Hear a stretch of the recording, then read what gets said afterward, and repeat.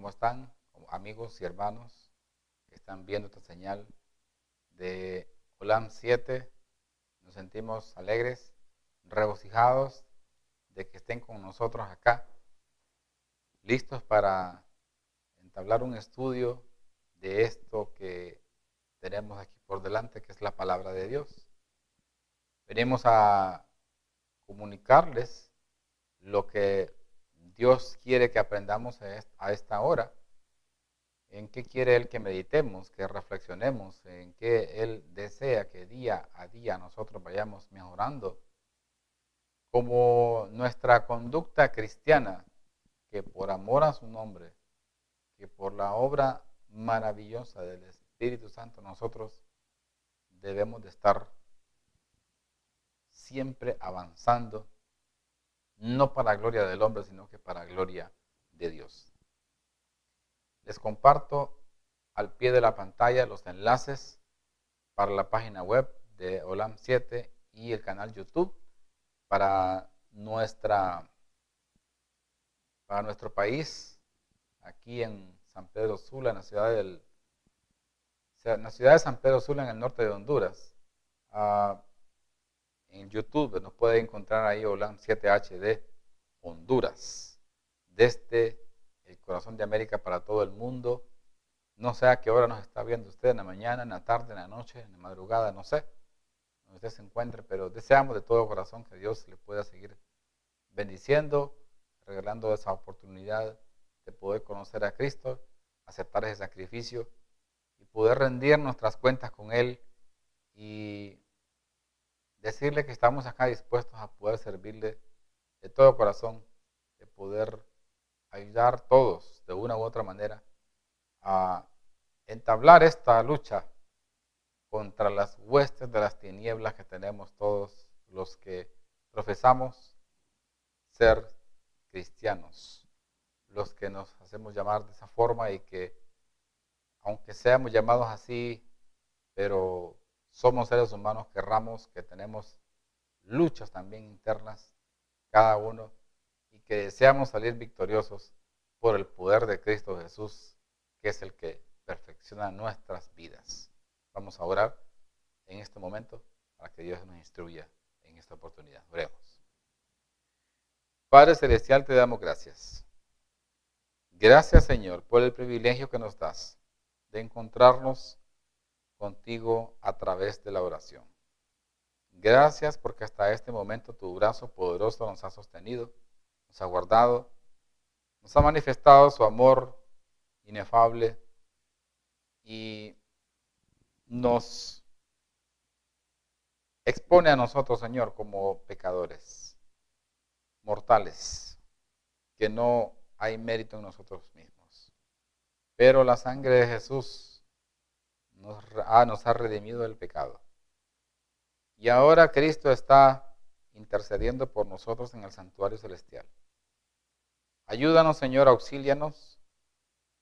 Queremos realmente avanzar en nuestro camino del cristianismo, de servirte, de poder ser adoradores en espíritu y en verdad. Gracias, Señor, por amarnos a pesar de nuestros errores, nuestras deficiencias de carácter. Que tu Santo Espíritu nos cubra y nos ayude a poder crecer día a día. Y también que Él mismo sea quien en este momento venga a nosotros para que nos enseñe todo lo que la Biblia dice. Gracias por todo. Te lo pedimos y agradecemos todo. En el nombre de Jesús. Amén. Muy bien. Hoy en esta oportunidad vamos a estudiar un tema que es estrechamente relacionado con la vida del cristiano y es un encuentro con Dios. ¿Qué es lo que pasa cuando nosotros experimentamos un encuentro con aquel que hizo los cielos y la tierra, la mar y todas las fuentes de las aguas, como dice el libro de Génesis? ¿Qué es lo que pasa en la vida de la persona, en el ser humano? ¿Qué es lo que pasa antes? ¿Qué es lo que pasa en el momento que se encuentra con Dios? ¿Y qué es lo que pasa después del encuentro con Dios? ¿Qué es lo que nosotros podemos decir al respecto? ¿Qué es lo que pero más importante, ¿qué es lo que la Biblia nos puede decir al respecto para poder ir nosotros analizando esto que es para muchos un misterio, que es para muchas personas algo indescriptible, que no se puede hablar, no se puede escribir con palabras, sino que vivirlo? Y vamos a encontrar algunos ejemplos de personas que realmente no, no eran nada, no dejaron de ser mortales por eso, después de que se encontraron con Dios, pero en realidad se nota el cambio cuando una persona realmente tiene un encuentro personal con Cristo Jesús. Y cuando hay un verdadero encuentro, cuando hay una comunión especial con el cielo, realmente la persona cambia, tiene un giro total en su vida, no puede ser la misma, es totalmente opuesta a la conducta que tenía antes de ese encuentro. Y vamos a ver algunos ejemplos y quiero que lleguemos a analizar bien esto y a hacer algo de esto, una reflexión que nos ayude a poder estar más conectados con Dios. Vamos a el libro de Éxodo capítulo 3. Éxodo capítulo 3. Vamos a encontrar una historia que nos es familiar a muchos y tiene que ver con este hombre de Dios que para mí es uno de los que más paciencia ha tenido.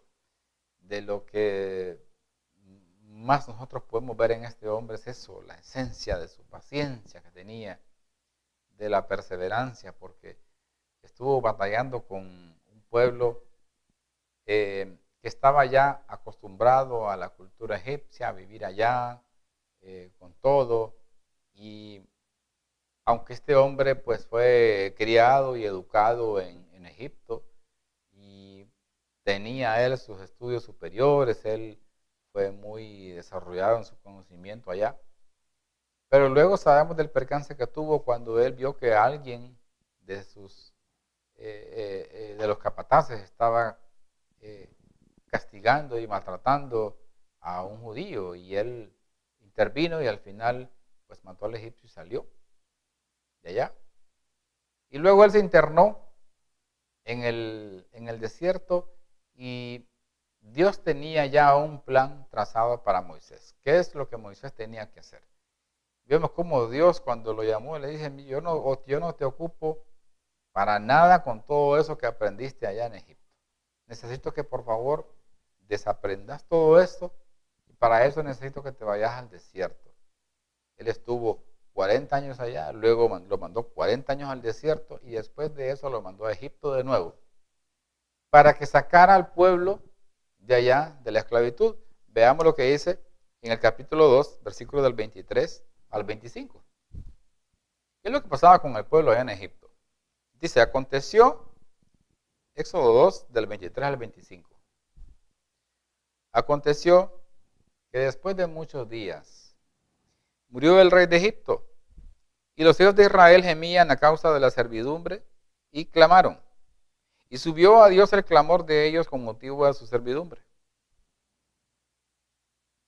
Y oyó Dios el gemido de ellos, y se acordó de su pacto con Abraham, Isaac y Jacob. Versículo 25. Y miró Dios a los hijos de Israel, y los reconoció Dios. En resumen, aquí el pueblo de Israel estaba sumido en esclavitud, en servidumbre. Ellos no podían hacer nada. Ellos estaban incapaces. Aunque habían muchos de ellos, pero estaban indefensos, no tenían armas, no tenían poderío. No podían de ninguna forma, por sus propios méritos, salir de la esclavitud de Egipto. No podían.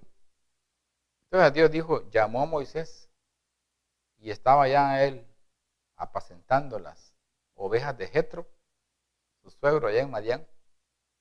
Y en ese momento es cuando leemos aquí en el capítulo 3 lo siguiente. Desde el 1 en adelante vamos a ir leyendo. Éxodo 3, desde el 1 en adelante. Dice Éxodo 3, del 1 en adelante de la siguiente manera. Apacentando Moisés las ovejas de Jetro, su suegro, sacerdote de Madián, llevó las ovejas a través del desierto y llegó hasta Horeb, monte de Dios. Y se le apareció el ángel de Jehová en una llama de fuego en medio de una zarza. Y él miró, dice, y vio que la zarza ardía en fuego, y la zarza no se consumía. Entonces Moisés dijo, iré yo ahora y veré esta grande visión, ¿por qué causa la zarza no se quema? Versículo 4. Viendo Jehová que él iba a ver, lo llamó Dios de en medio de la zarza y dijo, Moisés, Moisés. Y él respondió, heme aquí. Versículo 5. Y dijo, no te acerques, quita tu calzado de tus pies, porque el lugar en que tú estás, tierra santa es. Lo vamos a dejar allí para reflexionar en lo siguiente. Aquí Moisés estaba tranquilo, apacentando ovejas, pero él se vio impresionado por ver una zarza en el monte que estaba ardiendo, pero no se quemaba. No se quemaba. Y dice, bueno, pero ¿qué es lo que está pasando acá? Yo veo que están las llamas, pero veo que la zarza no se consume. Yo tengo que ir a ver qué es esto. Ahora, ¿cuál es la reacción de Jehová cuando ve que Moisés se va acercando? Cuando iba a presentarse ante Dios, iba a estar en la misma presencia del Dios vivo. Le dijo, no te acerques, quítate los zapatos, las sandalias que andas, porque en este lugar está la presencia de Jehová, es santo. Tienes que tener reverencia. Hay un cambio totalmente. Y luego, antes de eso, Moisés dice, no, en realidad yo, ni se le cruzaba por la mente de que él iba a ser el encargado de ir allá a anunciarles lo que Dios había pensado hacer con su pueblo en Egipto. Él no sabía nada de eso. No, él no sabía nada. Pero luego después, más adelante, Dios le encarga la misión a Moisés y le dice, yo he escuchado lo que ellos están haciendo allá, lo que ellos están diciendo. Yo los he visto allá en su servidumbre, en la esclavitud, y he decidido escuchar sus gemidos, sus clamores. Los voy a liberar y te voy a mandar a ti para que le des un mensaje a Faraón. Dice Moisés, pero Señor, si yo soy como tartamudo, mi lengua se me traba para hablar, ¿cómo yo voy a ir delante del Faraón? Le dijo, yo voy a ir contigo.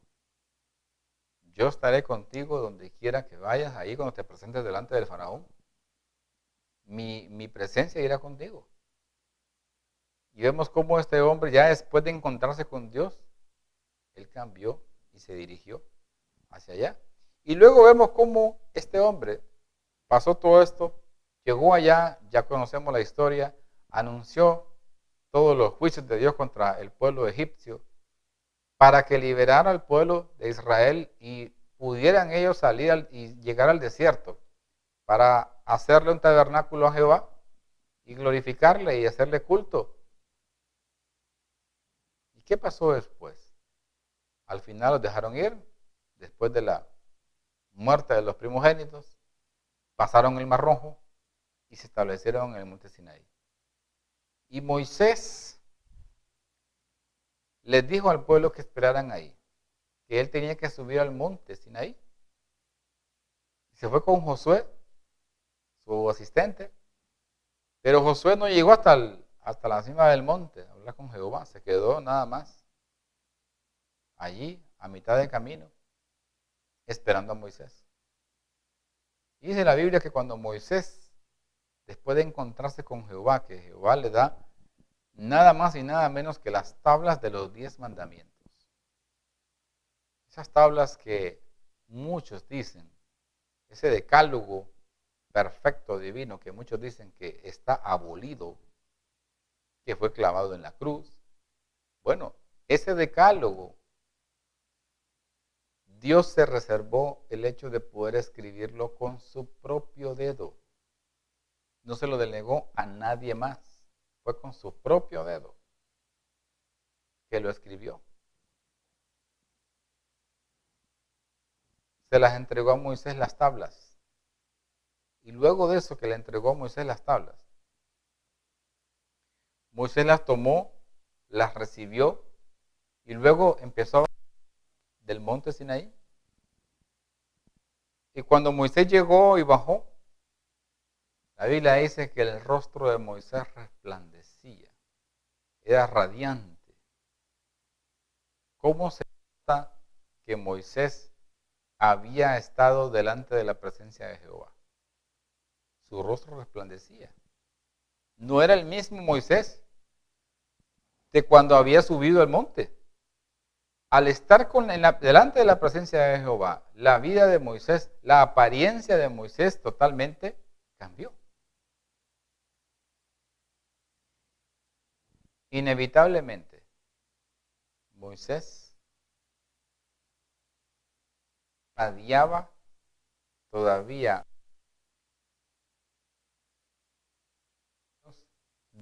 de Dios.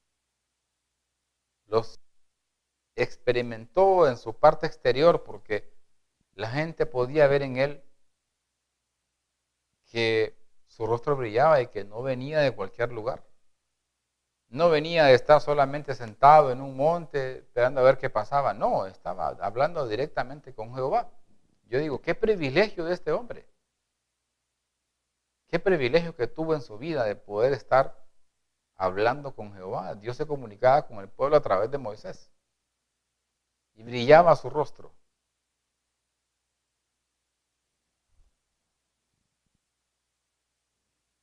Realmente que nosotros, si tuviéramos esa experiencia personal, ese encuentro, nuestro rostro también brillara, resplandeciera.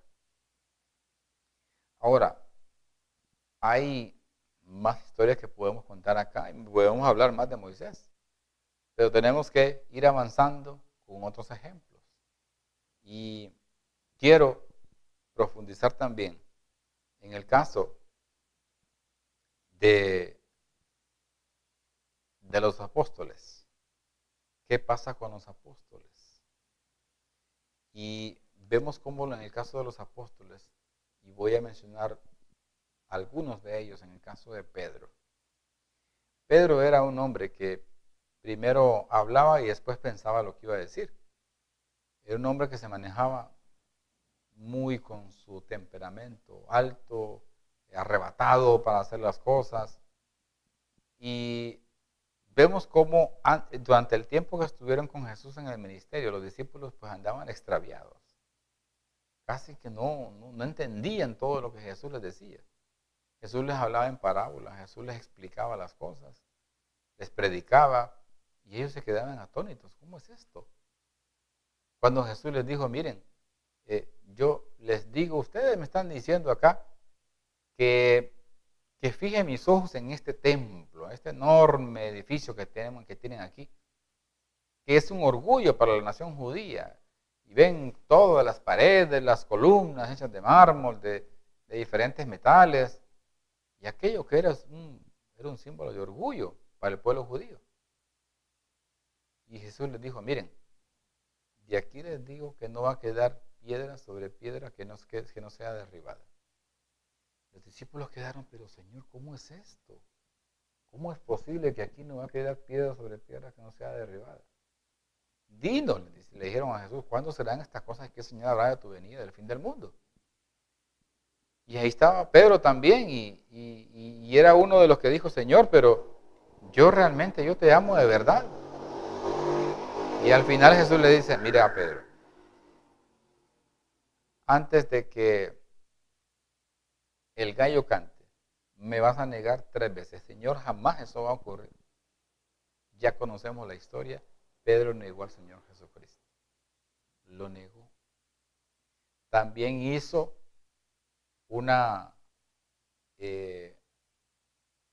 hizo el papel Pedro porque lo utilizó Satanás. Sí, lo utilizó. Vamos a ver algo de eso también. Podemos ver algo de eso en cuanto a Jesús Cuando Pedro le dice, pero Señor, le dijo Jesús que tenía que ir a Jerusalén. Él les dijo la necesidad que había, pero Señor, no vayas. ¿Por qué tienes que ir? Jesús le dijo, apártate de mí, Satanás. Primero le había preguntado a Pedro, ¿quién soy? Y Pedro le dijo, Señor, tú eres el Mesías, tú eres el Cristo. Y Jesús le dijo, bien has dicho, él estaba obrando a través de la obra del Espíritu de Dios. Pero luego le dice que no vaya a Jerusalén. Si le está diciendo que no vaya a Jerusalén, le está diciendo que no muera. Y si Jesús no muere, no hubiera ninguna purificación, no hubiera ninguna remisión de pecados. Satanás no quería que Jesús fuera a la muerte, a la cruz. No, le decía que no. Que eso no, que para qué. Y siempre buscaba la manera de que no se llegara el día, porque recordemos que la profecía de las 70 semanas indicaba con exactitud en qué momento Jesús iba a ser muerto. Y Satanás quiso hacer que ese evento se adelantara o se pospusiera para que no se cumpliera la profecía. En muchas ocasiones Jesús les hablaba y amonestaba a los judíos. Y dice que se molestaban mucho y quisieron tomarle para matarlo, pero Jesús no se dejó y de repente como que se desaparecía. No lo podían tomar. Vemos a los discípulos, uno diciendo, Señor, pero ¿y allá en el cielo quién va a ser el mayor? Vemos como también, en el caso de los hermanos Boanerges o los hijos del trueno, en el caso de Jacobo y el caso de Juan, mayormente Juan, voy a mencionar que era un hombre explosivo, un carácter fuerte. Sin embargo, Juan es llamado como el discípulo amado, el discípulo del amor, que también tuvo el privilegio de recibir la visión del Apocalipsis. Y vamos a Hechos capítulo 2. Vamos a leer un relato acá. Hechos de los Apóstoles. Vamos a leer primero el capítulo 1. Y el versículo 14. Hechos capítulo 1, versículo 14. Todos estos perseveraban unánimes en oración y ruego con las mujeres y con María, la madre de Jesús. ¿Y qué más? Y con sus hermanos. ¿Cómo estaban los discípulos ahí? Estaban en el aposento alto. Jesús les dijo después de que él resucitó, estuvo 40 días. Les dijo, miren, manténganse aquí. Aquí lo dice en Hechos capítulo 1 y lo vamos a leer, versículos del 6 al 8. Hechos capítulo 1, versículos del 6 al 8. Entonces los que se habían reunido le preguntaron, diciendo, Señor, ¿restaurarás el reino a Israel en este tiempo? Miren cómo aquí la pregunta de los discípulos. Jesús les había dicho que iba a morir, murió. Jesús les había dicho que iba a descansar 3 días, descansó. Jesús les dijo que iba a resucitar al tercer día, resucitó. Anduvo con ellos explicándoles, dándoles testimonio. Y ahorita ya para irse, todavía andan extraviados y les dice, ¿restaurarás el reino a Israel en este tiempo? Versículo 7. Y les dijo, no os toca a vosotros saber los tiempos o las sazones que el Padre puso en su sola potestad. Versículo 8. Pero recibiréis poder cuando haya venido en su momento. Ahorita no, pero en su momento haya venido sobre vosotros el Espíritu Santo. Y me seréis testigo en Jerusalén, en Judea, en Samaria y hasta lo último de la tierra. Recibir no es ahorita, dice Jesús, ese es un tiempo futuro. Ustedes tienen que estar aquí, esperen, no se muevan, no salgan de Jerusalén. Necesitan estar aquí para que ustedes tengan un encuentro personal con Cristo a través del Espíritu Santo y así puedan estar ya capacitados para predicar el Evangelio. Y estos apóstoles, después de estar teniendo disputas, ya aquí ellos cumplieron la condición y estaban unánimes, juntos, perseverando. Y estuvieron, la Biblia estuvieron más o menos 500 personas, ascendía al cielo. Y en apenas 10 días que transcurrieron, desertaron aproximadamente 380 personas. Solo quedaron 120 aquí en el aposento alto. Y cuando cumplieron la condición, ya en el capítulo 2 encontramos el descenso del Espíritu Santo. El encuentro especial que tenían que tener ellos para estar capacitados de predicar el Evangelio. Cuando nosotros vemos en el caso de Juan y de Pedro, que eran, uno era el hijo del trueno, que era muy endiablado con su carácter, y Pedro, que era muy arrebatado, los dos eran parte de esos 12. Pero cuando el Espíritu llegó, fueron capacitados. Ahora, ¿qué pasó en el capítulo 3? ¿Qué es lo que pasó con ellos? Después de que fueron transformados, después de que estaban delante de la presencia del Señor a través del Espíritu Santo, ¿qué es lo que pasó con ellos? Describe ahí que Pedro y Juan fueron llevados a la cárcel, fueron azotados. Y al final les dicen, miren ustedes, necesitamos que ya no sigan predicando en el nombre de Jesús. ¿Y qué creen ustedes que pasó con Pedro y con Juan? ¿Será que dijeron, bueno, en realidad tenemos miedo, ya no podemos seguir predicando esto, creo que no fue una buena idea, yo mejor me voy para la casa porque yo no quiero tener problemas con nadie? Eso no fue lo que pasó. La Biblia dice que Pedro y Juan salieron de la cárcel y se fueron a colocar en las puertas, en las plazas, en los lugares públicos, para que todo el mundo pudiera escuchar lo que ellos estaban predicando. Necesitaban seguirlo predicando. ¿Por qué? Porque habían tenido un encuentro personal con Cristo. Habían tenido un encuentro personal especial con el Creador. Ya el Espíritu había tomado posesión de ellos.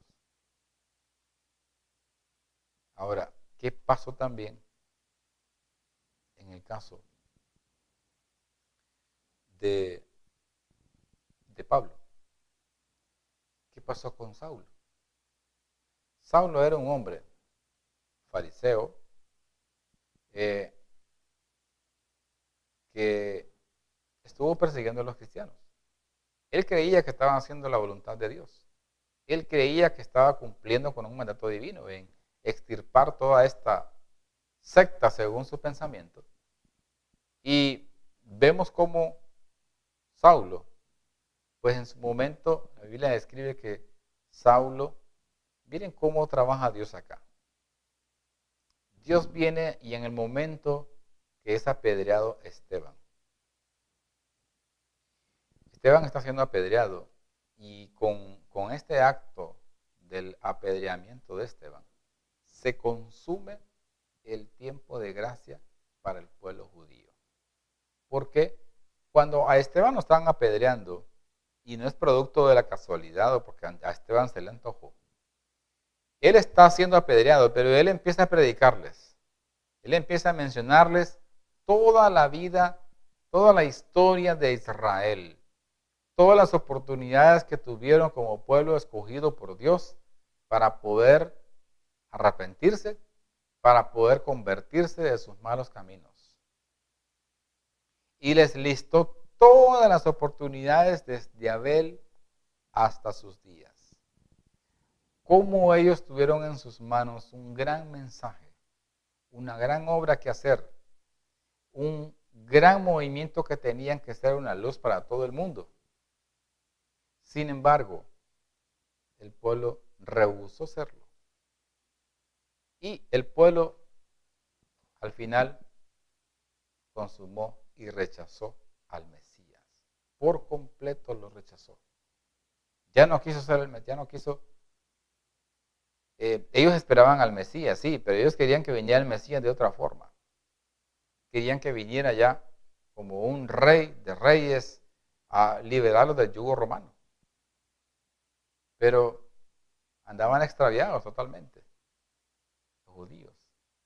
Y vemos cómo Esteban, después de que era uno de los que había tenido un encuentro personal con Cristo, ya las piedras pues ya no le hacían nada.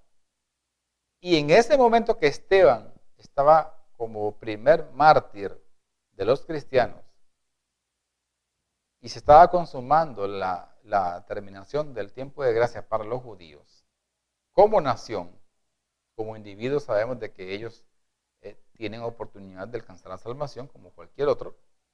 Y en ese momento ya Dios estaba con su hombre preparándolo ahí, teniéndolo listo para levantarlo y que llevara el evangelio a los gentiles. ¿Quién era? Saulo de Tarso. A los pies de él colocaban las vestimentas de Esteban.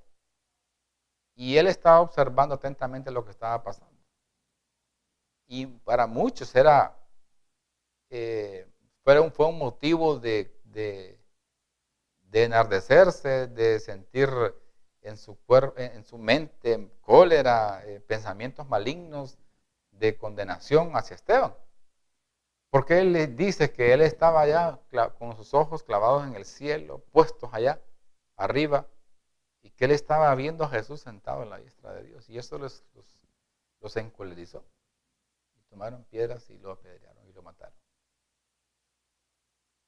Pero ya tenía Dios a un hombre con su baluarte listo para ser levantado.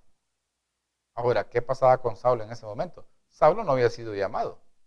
Saulo no había tenido absolutamente nada que ver con Cristo. Él pensaba que estaba en lo correcto. Él pensaba que hacía lo correcto. Él pensaba que seguía lo que era bueno. Pero ¿qué pasó con Saulo? Él era de los que, si había, por ejemplo, algún listado de cristianos en tal ciudad, en tal caserío, en tal aldea, para irlos a aprender, para irlos a traer y azotarlos, castigarlos, él era uno de los que se prestaba. Pues no, dice yo, hay una lista ahí de cristianos, yo voy. Pablo, Saulo, aquí hay una lista de quién quiere ir, yo voy, decía. Era de los primeros. Pues bueno, llegó el momento, se llevó la lista de la gente que iba a tomar presa. E iba para Damasco en el camino cuando de repente una luz tremenda irradiaba el gran resplandor. Y él iba con su bestia y todos los demás que lo acompañaban. Y no podían ver, y cayeron al suelo. Y le dijo Jesús, Saulo, Saulo, ¿por qué me persigues? Y Saulo le preguntó asustado, él no podía ver, Señor, ¿quién eres? Todas las demás personas no podían ver a nadie. No podían entender lo que estaba diciendo Jesús. Dijo, yo soy Jesús, a quien tú persigues. Dura cosa te es dar cosas sobre el aguijón. Es una frase que la había aprendido Pablo en Tarso. O sea, quiere decir, te es dura cosa estar luchando contra los dioses, por así decirlo. O sea, estás queriendo ganar una batalla que es inalcanzable para ti. No vas a poder ganar esta batalla. Estás luchando estás queriendo destruir algo que es indestructible. Esto no tiene fin. Y Saulo, humillado, dijo, Señor, ¿qué quieres que yo haga? Y luego encontramos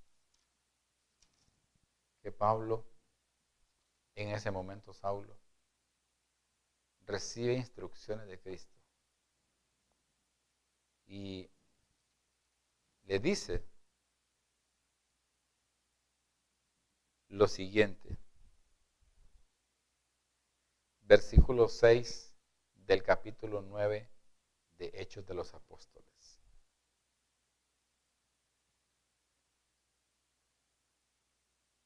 Él, temblando y temeroso, dijo: Señor, ¿qué quieres que yo haga?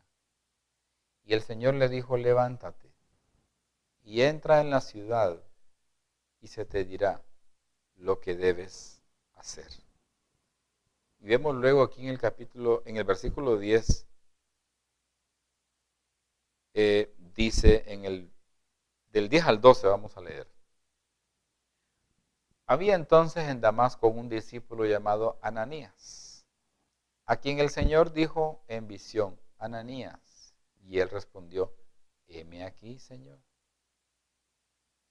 Y el Señor le dijo: levántate, ve a la calle que se llama Derecha, y busca en casa de Judas a uno llamado Saulo de Tarso, porque he aquí, él ora,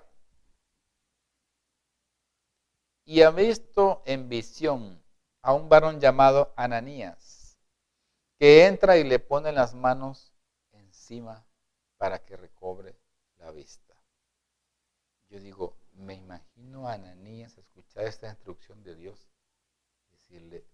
decir en su mente: Señor, pero ¿estás seguro de lo que me estás pidiendo? ¿Sabes quién es Saulo? Es famoso por venir y llevarse presos a los cristianos, azotarlos, castigarlos, meterlos a los calabozos. Pero ¿estás seguro de esto? Le dice: ve, este me es instrumento a mí, le dice Jehová. Pues llegó Ananías al lugar donde estaba Saulo y le puso las manos, y Saulo recobró la vista.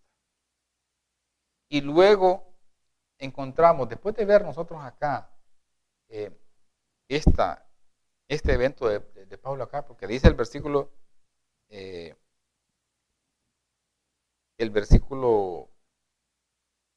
7 que leímos, que los que iban con Pablo estaban atónitos, estaban asustados, estaban sorprendidos, no sabían qué es lo que había pasado.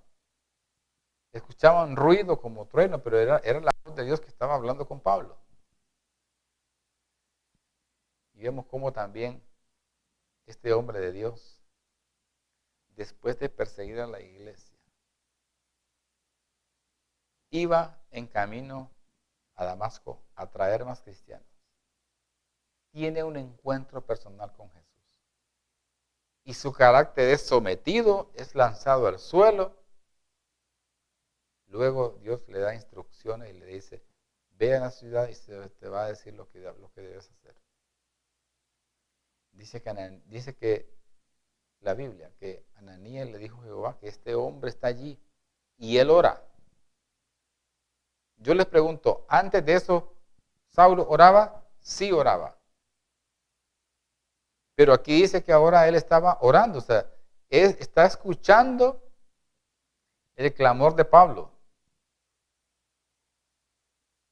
Porque en la mente de Pablo está pasando la cinta de todas las cosas que él ha hecho. Él está perturbado, él tenía fiebre, estaba enfermo, estaba ciego, no comía, no dormía, no tomaba agua, líquido, nada. Estaba totalmente fuera de sí. Cuando llega Ananías, le coloca las manos encima e inmediatamente el hombre es restaurado. Y desde aquí en adelante se levanta un hombre que está dispuesto contra viento y contra marea de llevar el evangelio hasta el último rincón del mundo. ¿Por qué?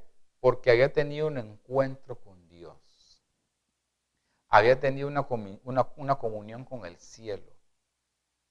Había tenido en realidad ese encuentro que todos necesitamos tener en la vida. Un encuentro con Cristo. Y cuando yo veo la historia de Pablo acá, yo la leo y yo me sorprendo. Digo, ¿cómo es posible que un hombre que estaba totalmente encarrilado en destruir a los cristianos, pensando él que estaba haciendo lo bueno ante Dios? Pero luego vemos que Pablo se convierte y él inclusive Pablo lo dejó la familia, lo dejaron sus amistades y no hizo otra cosa. Después de ese día, no hizo otra cosa en su vida más que entregarse por completo al ministerio de Cristo Jesús. Fue y estuvo de puerto en puerto, de ciudad en ciudad, predicando.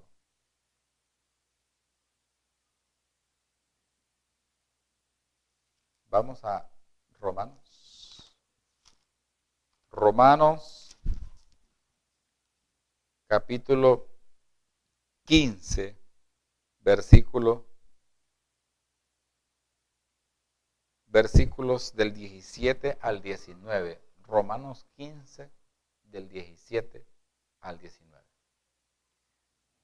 Tengo, pues, de qué gloriarme en Cristo Jesús en lo que a Dios se refiere. Porque no osaría hablar sino de lo que Cristo ha hecho por medio de mí para la obediencia de los gentiles, con la palabra y con las obras, con potencia de señales, versículo 19, con potencia de señales y prodigios, en el poder del Espíritu de Dios, de manera que desde Jerusalén y por los alrededores hasta Ilírico, todo lo he llenado del Evangelio de Cristo. Alabado sea el nombre de Dios. Este hombre de Dios, este hombre que había sido un fariseo, él mismo dice, yo era fariseo de fariseos, judío de judíos, circuncidado al 8º día, era radical, era genuino. Sin embargo, Dios, cuando se encontró Cristo Jesús con Pablo, la mente de este hombre cambió por completo. Rompió las ataduras que tenía con el ritual ceremonial tradicional que había sido ya abolido, consumido, y se encontró con Cristo teniendo una nueva vida por delante, con nuevas metas, con nuevos objetivos, y este hombre lo tildaban de loco. Los mismos compañeros de él le decían que estaba loco. Bueno, dice Pablo, porque siguen diciendo que yo estoy loco. Si es, las cosas para los hombres, las cosas del Evangelio para los hombres son locura. Completamente. Y vemos cómo él estuvo con un ministerio lleno de dificultades, naufragios, encarcelamientos, azotado, hambre, frío, sed. Pero nunca él renegó de su fe. ¿Por qué? Porque había tenido el encuentro que todos, reitero, todos, sin excepción, necesitamos tener en nuestras vidas para poder alcanzar ese nivel que necesitamos, ese carácter que necesitamos. Ustedes que me están viendo, yo que estoy hablándoles desde aquí, todos sin excepción, necesitamos desarrollar ese carácter necesario para poder triunfar sobre las huestes de las tinieblas. De poder salir, así como Moisés, de estar delante de la presencia de Dios. De salir de la misma forma como los discípulos. Después de estar con luchas internas, con pugnas, ¿quién va a ser el jefe allá en el cielo? Poder hacer lo mismo que Juan y que Pedro. Que a pesar de que fueron azotados, que a pesar de que fueron encarcelados, que a pesar de que pasaron tantas cosas, ellos nunca dejaron de predicar el Evangelio. Siempre lo predicaron. Nunca dijeron, no, es que tenemos miedo, nos van a encarcelar. Siempre fueron decididos y sirvieron a Cristo. Ya su vida había sido transformada. Pablo no es la excepción. Este hombre de Dios, realmente, vemos cómo su ministerio fue un ministerio de entrega, fue una vida de sacrificio, de adoración, por completo. Yo digo adoración porque en realidad adoración no es el hecho de que nosotros nos movilicemos y vayamos al templo, a un templo a orar, a arrodillarnos, a cantar, a sentarnos a escuchar sermones. Adoración es un estilo de vida. ¿Cómo usted adora? ¿Qué hacemos durante el día? ¿Qué hacemos temprano en la mañana? ¿Qué hacemos en la noche? Eso es adoración. Y estos hombres de Dios, después de experimentar ese encuentro delante de la presencia de Dios. Saulo estaba en la presencia de Dios. ¿Y qué es lo que pasaba en la presencia de Dios cuando él y los acompañantes cayeron al suelo? Hay una luz. Cristo dijo, vosotros sois la luz. Cuando nosotros nos llenamos del Evangelio, nos llenamos de luz, Cristo era el que irradiaba esa luz y dejó ciego a Pablo. No lo dejó ver. No tenía la preparación adecuada. No la tenía.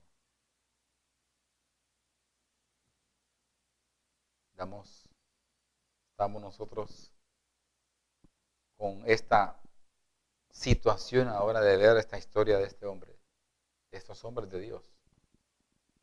En cómo después de estar delante de la presencia de Dios, su vida cambia totalmente.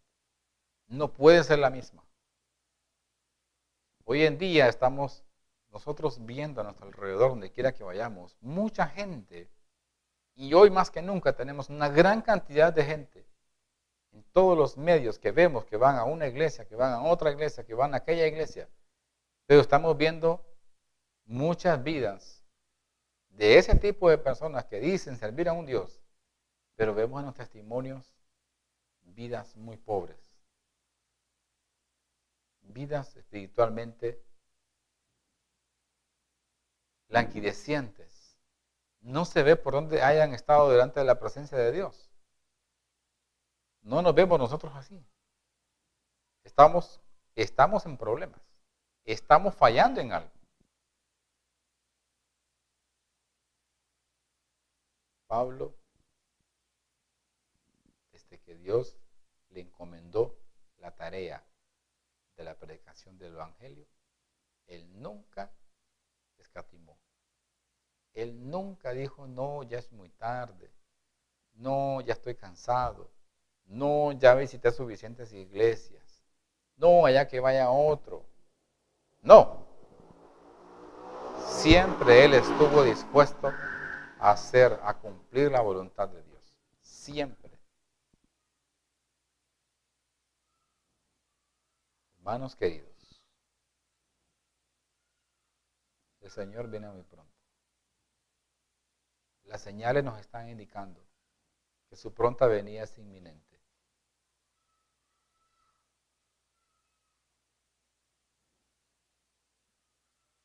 La tierra está teniendo ya dolores de parto.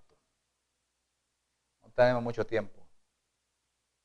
Y si usted y yo no tenemos ese encuentro personal con Cristo, si no vivimos ese resultado, de esa experiencia personal, diaria, con nuestro Señor, no vamos a poder experimentar esa vida de comunión, esa vida de hermosura celestial, de comunión que solo una persona que ha experimentado ese encuentro personal con Dios. Allá estar todos los días, al estar buscando la presencia de Dios. Como muchas personas durante lo que nosotros podemos estudiar en la Biblia, vemos cómo esas personas cuando se encuentran allí en la presencia de Dios hay paz, hay gozo, hay poder, hay tranquilidad. Cuando nosotros no estamos en la presencia de Dios, no hay poder. Hay convalecencia espiritual terrible.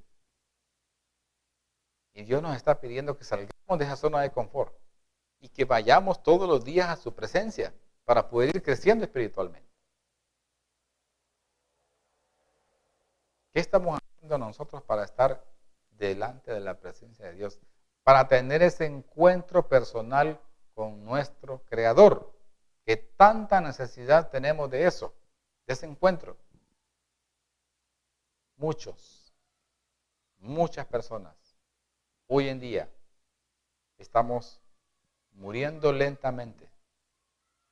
Estamos siendo extinguidos espiritualmente. Estamos teniendo un encuentro personal con Dios.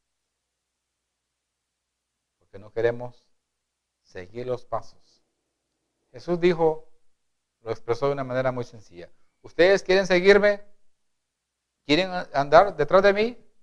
Bueno, muy bien. Dejen todo lo que les estorba en el camino espiritual. Apártenlo. Tomen su cruz y síganme. La vida del cristiano es una vida de servicio, de entrega, total, no parcial. Así que nos urge por la urgencia del tiempo que estamos viviendo, nos urge diario entrar a la presencia de Dios para gozar de ese encuentro personal con Cristo Jesús y así, de esa misma forma, salir con esa luz, con ese poder que solamente viene de lo alto y que no hay nada en nosotros. Somos podrida llaga, no hay justo ni uno, pero Dios se perfecciona en nuestras imperfecciones. Quiera Dios que cada uno de nosotros podamos experimentar ese encuentro personal con Dios para glorificar a Dios con nuestras obras. No porque tengamos mérito. Los méritos son de aquel, de Cristo Jesús, que alabamos y glorificamos su nombre porque murió en la cruz del Calvario por usted y por mí. Que Dios les bendiga, es mi deseo en oración.